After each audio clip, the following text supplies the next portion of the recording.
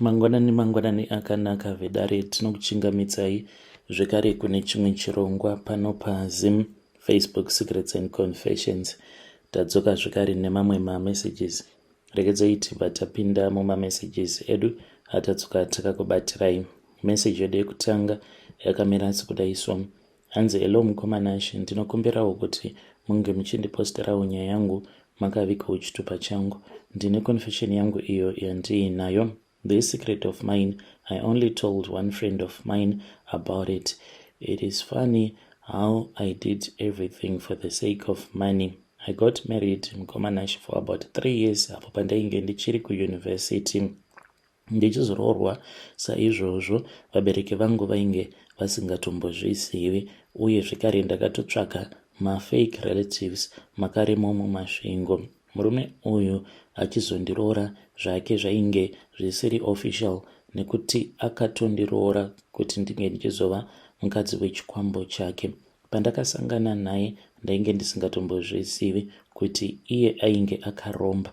By the time when I realized the truth, it was already too late, because ainge atojaidza kungogara achindipa mari at all the times kuti ndinge ndichizorarama ndisina boyfriend inenge ichindichengeta. Ndakaona kuti zvainge zvakangooma hazvo. At that time I told myself kuti to be a slay queen, it was far much better than to be a decent girl. Inino ndakakurirawo kuVictoria Falls, and my parents, they were Christians, uye zvekare vainge vasingatombodi zvinhu kana zvisitomborina kana basa. When I was accepted to study at Great Zimbabwe, purposefully ndo kwandakasarudza ikoko kure nevabereki vangu, still they were so proud.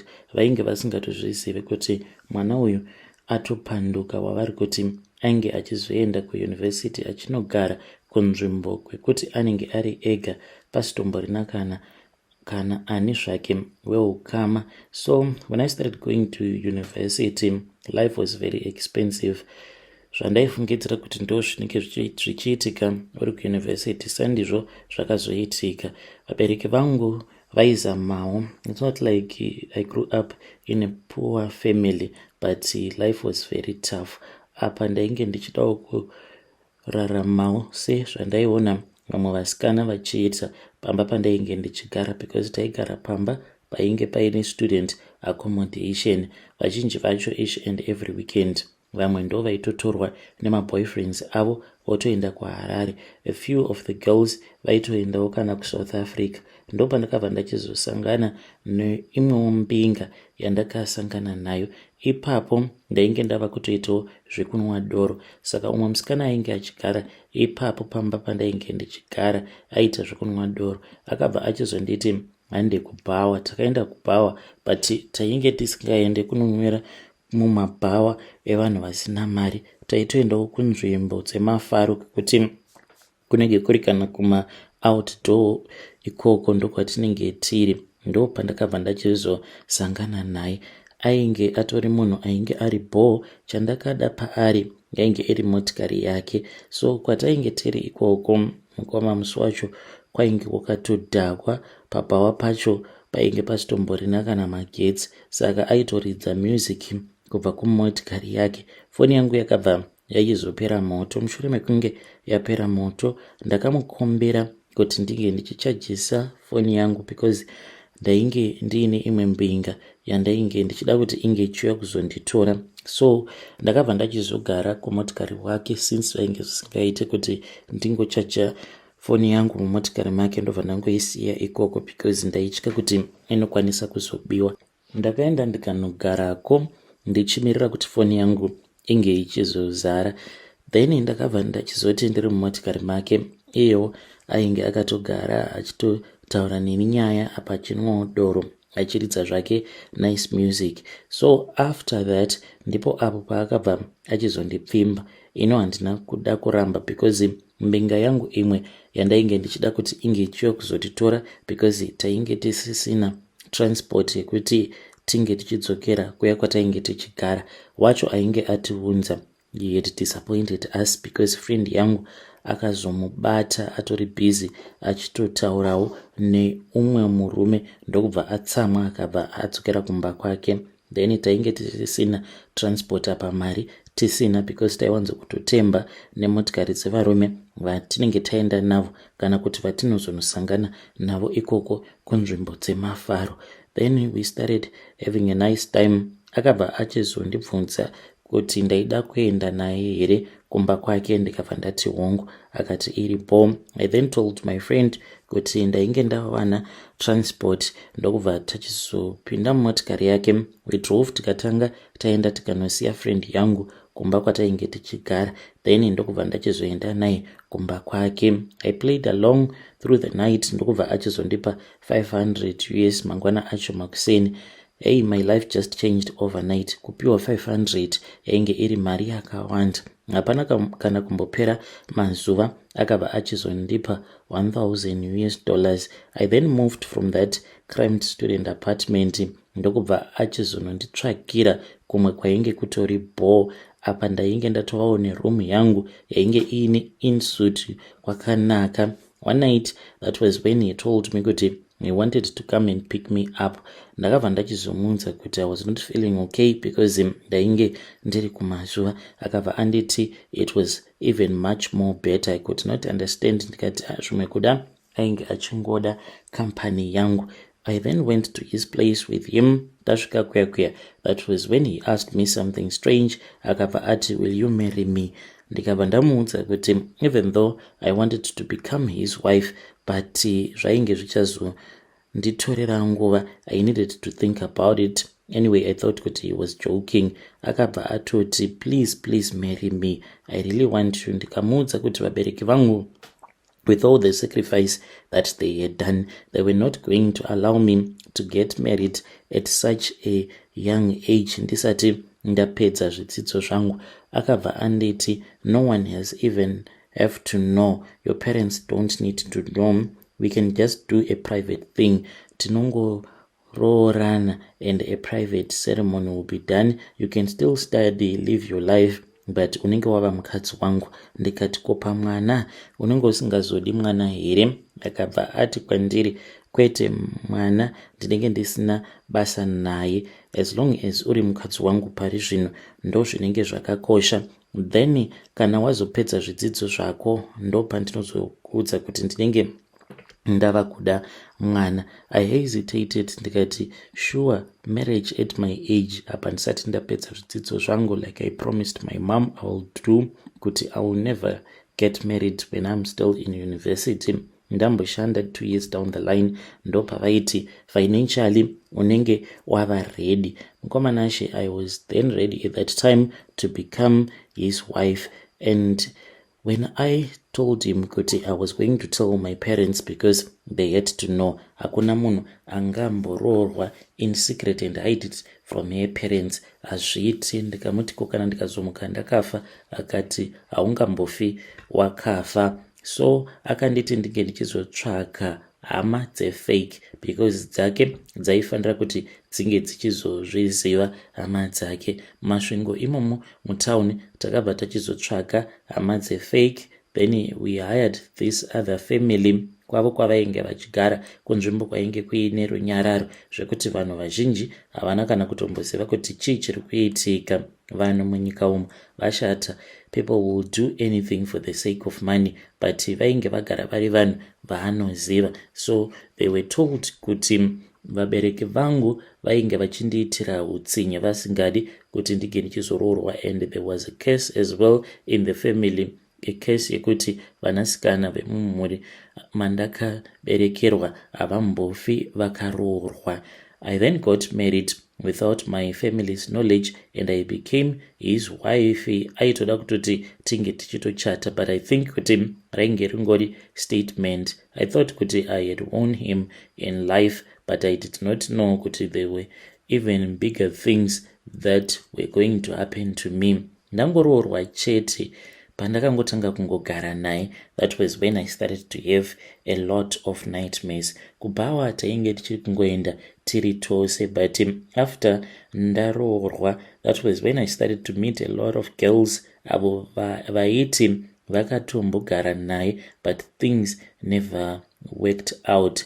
And after this other party, there was this other girl wandakasangana naye, akabva anditi, you look so familiar, ndivani apa ainge achida kungokwanisa kutaura neni. Takabva tachizotanga kutaura tose. Patakatanga kutaura tose paya, akabva azokumbira mafone numbers angu. Then after the party, the next day, that was when paakazotanga kutaura neni, akabva anditumidzira mapictures achitondiudza kuti ainge akatombogara naye murume uyo wandainge ndava kugara naye. Akabva anditi, but do not tell him. Mkomanashi 2 years 3 years ndiri mumarriage. Then there was another time apo musikana uyo paainge ava kuSouth Africa, akabva ati, there is something that I need to tell you about this husband of yours. Ameno, pane zvawati wambosangana nazvo here mumba make? Ndikati kwete, hapana chandati ndambosangana nacho. Akabva anditi, ko rimwe bhaketi rinongogara riri mubathroom rered munomborishandisa here? Ndikabva ndati, ya, mubathroom mune bhaketi ririmo rered, but akanditi bhaketi iroro handifaniri kuti ndinge ndichizoribata. And the weird thing is that iye anoti kana ava kuda kugeza anoisa mvura mubhaketi imomo, obva apinda mutab, obva atanga kugeza like that. Akanditi bhaketi iroro, if you want to see zvose zvinoitika mumba imomo, unoritora obva wazoita wet, but makuseni kana waita wet otora wet iyoyo oinwa ozvigeza kumeso kwako ozondiudza kuti wava kuonei. I did like that the next day. Ndakamuka makuseni iye you were still fast asleep. Ndokubva ndamuka ndikabva ndaitira wet mubhaketi, kwava kutora wet iyaya, imwe yacho ndikanwa, imwe yacho ndikageza nayo kufesi kwangu, ndichigeza ndichizviwipa my hand going up kuri kuvhura maso angu. So later on when I was in bed, ndo pandakabva ndachizotanga kumurota. Ndakamurota achiuya kwandiri, but ainge akapfeka mamwe mazihembe ainge akaita kunge mazirengenya. Asvika pandiri akabva ati, ndinoda kuti unge uchizochata neni. Ndakaramba ndikati, kuchata nemurume asina mari kudai, murombo wekupedzisira, no, handidi zvangu. Akaramba achingondimanikidza until the time pandakazomubvuma kuhope ikoko. Ndakangomubvumawo zvekuti ange achizosiyana neni. Ndamubvuma kudaro, akabva atanga kufara achipembera. Ndokubva ati, uya pano uone. Akanditora, ndokubva tachizopinda mubedroom. Ndikatoti, kuzvatava mubedroom yet tanga tasangana mutown. Akabva ati, iri ndo bedroom rako, but inini ndichange ndichizorara nechemumo. Achindirakidza coffin riya rakangobuda mumatiles. Akanditi, ndo mandichange ndichizorara kubva nhasi, sezvo ndava kufanira kuti ndinge ndichizombokupa mukana iwewe nemurume wako for your honeymoon. Watova pahoneymoon kutaura kudaiso nemurume wako. Achitaura neni, ndakabva ndatoona coffin iri rainge riine jira dzvuku mukati, uye zvekare mainge muine mukadzi ainge akaradzikwamo. Akabva anditi mukadzi uya ainge akaradzikwamo mucoffin vainge vari amai vake. Kwava kupindamo mucoffin muya, ndakazongomuona ava kutanga kukisa chitunha chaamai vake. Coffin riya richidzokera zvekare mufloor. Ndakati ndichiri pakati pekushamisika nezvose zvainge zvaitika, ndo pandakabva ndachizoona kamwe kamhuka kandakaona, but kamhuka aka kainge kari kadiki kakapindamo mubedroom kachikambaira. Ndokubva kamera zvemakumbo, zvimaoko uye zvekare nezimusoro rainge rakakura. Ndakakatarisa ndakaona kuti kainge kaine maziso ainge ari red, ko iwo mazinzara akainge kainawo nesikarudzi yemunhu mukuru. Kakauya kakabva kati, mukadzi wangu, ndiwe wanzi unofanira kuva mukadzi wangu. Saka pandakada kumhanya, kakabva kandipara mumakumbo angu. Ndakazotomuka mangwana acho makuseni, ndainge ndakaparwa mumipimbira yangu yose. kutoparwa chaiko chaiko zvekuti ndakatoita mazuva ndichitonzwa pain. Iye pandakamuratidza haana kana kumboita basa nazvo, akabva ati manails ako iwawawo akakurisisa. Saka kana uri kuhope unokwanisa kungozvikwenya nemistake wobva watozvikuvadza. Kamhuka kaikai kakauya kakandisimudza kakanondiradzika pamubhedha. Ndaradzikwa pamubhedha kudaro, chakandishamisa ndechekuti ndainge ndakangorara mumachira eredhi, mapilo eredhi, imba yose ikashanduka ikaita yeredhi. Ndokubva katanga kurara neni kachiita zvekutondibata chibharo. Mushure mekunge karara neni kakabva kapukuta sikarudzi yako nemate, zvekare kakandipukuta sikarudzi yangu nemate. Ndokubva ndatopepuka. Ndakapepuka hana yangu ichirova, ndichinzwa kuti yainge yakaremerwa ichirwadziwa. Apa ndichidikitira ndakamumutsa, aingoti ndichingomumutsa achiita sekunge munhu ari kuhope. Mangwana acho makuseni ndakabva ndamuudza, opedza ndainge ndarota. Akangonditi dzingori hope, tichazoenda kuchechi. Apa kuchechi kwacho ainge asingadi kuti tinge tichiendako. Then ndokubva ndachizoudza musikana uya wekuSouth Africa, akabva anditi kana uchida tiza neupenyu hwako. Mukoma, even though I now knew kuti there was something that was happening, musikana uya ndakabva ndamubloka ndikati ndichadhila nemunhu wangu because iye haangandiudziri zvekuita. Obva anditi saka chisiya marriage, inini ndichaziva zvekuita ndichienda kumasowe. Kana kuri kunzi pano pane zvikwambo ndichazvidzinga nekuti ndini ndatova amai vepanapa. Ndakabva ndachizotanga kuita rush. Ndakatanga kuita rush kufesi uye zvekare ndikaita rush muviri wangu wose. Iye ainge asitomborina kana basa nazvo. Akangoendawo akabva anonditengera kufamasi umwe mushonga wainge wakaita cream yewhite akanditi zora. Then one day manje ndopa akazogara neni akabva anditi I know kuti une umwe musikana wawakambotaura naye ari kuSouth Africa. Manje akataura zvinhu zvaainge asingafanire kuti anga achitaura. Musikana uya I think kusvika pari nhasi munhu wekuti ari kutongotambudzika kuSouth Africa because akabva amutuka. Akabva ati ikoko kwaari haambofi akadzoka, achazodzoka akatarisa mudenga uye zvekare achavigwa kuita sekunge imbwa. Musikana uya akazonditanga nemamwe mafone numbers achitondikumbira mari, achiti ainge achitsvaka mari yebhazi yekuti ange achidzoka zvekare kuno kuZimbabwe. Ndikabva ndabloka namba dzacho futi idzodzo. Nemurume uyu takazogara pasi akabva achizondiudza kuti iye ainge akambosangana nemachallenges mubusiness. Mushure mekunge asangana nemachallenge mubusiness, anoti ndopa akabva achizoenda kune imwe n'anga, akabva achizonopiwa mushonga uyo wakazova chinhu chandakarota ndichirara nacho. Akanditi kwainge kusiri kurota, asi anzi chinhu ichocho chawakarota ainge atori munhu wechokwadi uyo wandakaenda ndikanomutsa kumakuva. Munhu iyeye ndiye anomubatsira mubusiness, asi since akamutsa mweya wemunhurume, murume iyeye anodawo mukadzi, ndokusaka akandiroora. Akati ndaisafanira kuti ndinge ndichizotsamwa nekuti iye ainge achindichengeta as long as ndainge ndichizongobvuma kurara nacho chikwambo chaaiti ndiye murume wangu wechokwadi. Ndokusaka tainge takaita zvinhu zvose in secret nekuti yainge isiri marriage yechokwadi. Ndakarwadziwa. I tried to escape even from my own self because ndainge ndatova nedzimwe nguva dzekuti ndainzwa sekunge ndichacommita suicide, asi it was really painful. Ndakazongoshingirira kuzosvika ndapedza hangu my studies at university, ndokubva ndachizongodzokera kumba. One day ndakangoti ndichingobva kuuniversity ndikati handichatodzokeri kumba kwake, ndini uyo mubhazi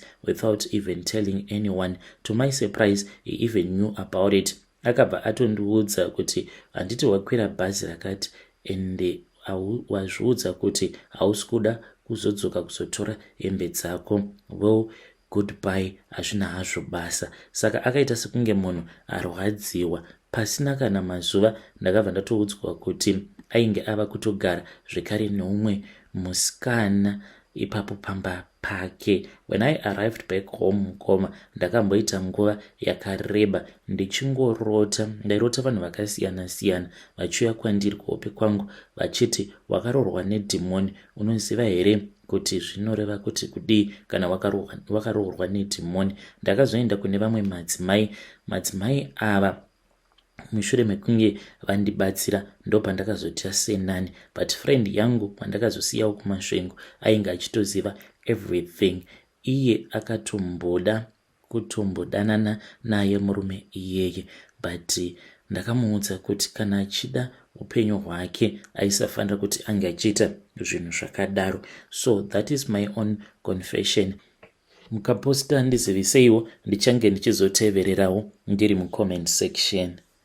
Vedare ndo message iyo yandakatumidzirwa ichibva kuna vanzvadzi vedu. Ngatizamei kuti tinge tichitaura navo vanzvadzi vedu ava mucomment section. Hanzi people will do anything for money. Zvakangooma hazvo vedu we.